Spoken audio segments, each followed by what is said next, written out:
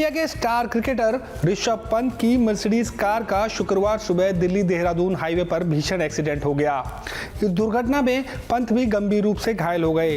ये दुर्घटना उस वक्त हुई जब पंत दिल्ली से रुड़की अपने घर जा रहे थे। शुरुआती जानकारी से निकल कर आया कि कोहरे और नींद की वजह से अचानक ऋषभ की गाड़ी डिवाइडर से जा टकराई। दुर्घटना के तुरंत बाद गाड़ी में आग लग गई।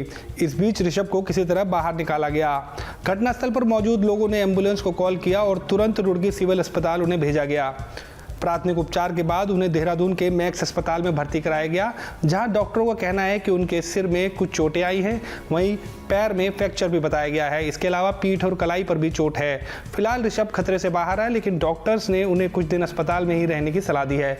बीसीसीआई समेत देश और दुनिया के कई क्रिकेटर्स ने ऋषभ पंत के जल्द स्वस्थ होने की कामना के साथ संदेश भेजे हैं। ऐसा नहीं है कि ऋषभ पंत पहले क्रिकेटर हों जो सड़क दुर्घटना की या किसी अन्य दुर्घटना के शिकार हुए हों। दुनिया में कई ऐसे क्रिकेटर्स हैं जिन्होंने मौत को बहुत करीब से देखा है और भयानक हादसों के बाद उन्होंने वापसी की है। आपको बताते हैं उन क्रिकेटर्स के बारे में।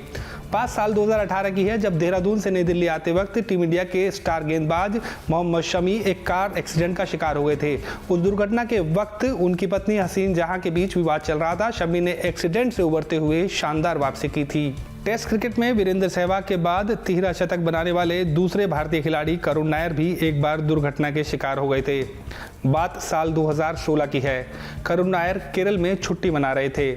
करुण अपने रिश्तेदार के साथ पंपा नदी पर एक नाव में अर्नाकुलम मंदिर जा रहे थे, लेकिन नाव दुर्घटनाग्रस्त हो गई। करुण को कुछ दूरी तक तैर कर जाना पड़ा। हालांकि आसपास के गांव वालों ने उन्हें किसी तरह बचा लिया। वेस्टइंडीज टीम के स्टार बल्लेबाज निकोलस पूरन भी जनवरी 2015 में एक भीषण एक्सीडेंट का शिकार हो गए थे। निकोलस पूरन इसके बाद चल नहीं पा रहे थे। निकोलस पूरन को दोनों पैरों की सर्जरी से गुजरना पड़ा। पूरन को महीनों तक व्हीलचेयर में रहना पड़ा, लेकिन इसके बाद इस खिलाड़ी ने मैदान पर शानदार वापसी की। फरवरी 2020 में वेस्टइंडीज के तेज गेंदबाज ऑशने थॉमस का जमैका में बड़ा एक्सीडेंट हो गया था। इस दुर्घटना में थॉमस की कार पूरी तरह से पलट गई थी और उन्हें आनन फानन में अस्पताल ले जाया गया। उस वक्त डॉक्टरों ने ऑशने थॉमस को घर पर ही आराम करने की सलाह दी थी।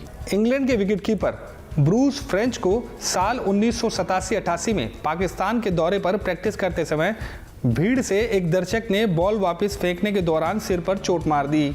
इसके बाद ब्रूस फ्रेंच को फौरन अस्पताल ले जाया गया।